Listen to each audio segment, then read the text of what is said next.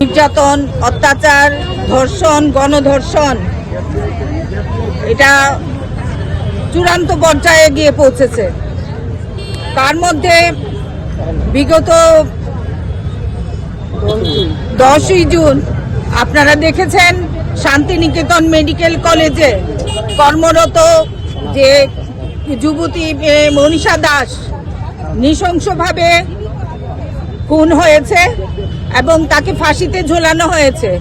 আমাদের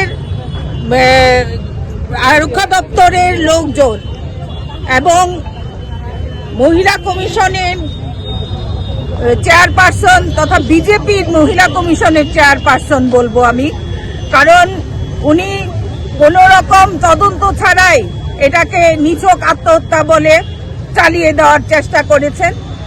এটা কার স্বার্থে? এটাতে আমাদের মনে হয়েছে এটাতে রহস্য লুকিয়ে আছে এবং আমাদের মহিলাদের উপর একের পর এক বর্বরচিত যে অত্যাচার সংগঠিত হচ্ছে তার প্রতিবাদ জানাতে ত্রিপুরা প্রদেশ মহিলা কংগ্রেসের তরফ থেকে আমরা বিক্ষোভ কর্মসূচির আয়োজন করেছি। শুধু ত্রিপুরার মহিলাদের উপর নিরাপত্তা এবং সুরক্ষার জন্যই না, আপনারা দেখেছেন বিজেপি সরকারের আমলে বিভিন্ন সংস্থাগুলি যে আমাদের শিক্ষাক্ষেত্রে যে ছাত্রছাত্রীদের যে বিভীষিকাময় দিন নেমে এসেছে তার খেসারত দিতে হচ্ছে আমাদের ছাত্রছাত্রী এবং যুব সমাজকে। এই নিট কেলেঙ্কারি আপনারা দেখেছেন, সেটা একবার দুইবার নয়। বিজেপি সরকার প্রতিষ্ঠিত হওয়ার পর একের পর এক নিট কেলেঙ্কারি, প্রশ্নপত্র ফাঁস, সিবিএসই এক্সাম স্ক্যাম, এটা দিনের পর দিন চলছে।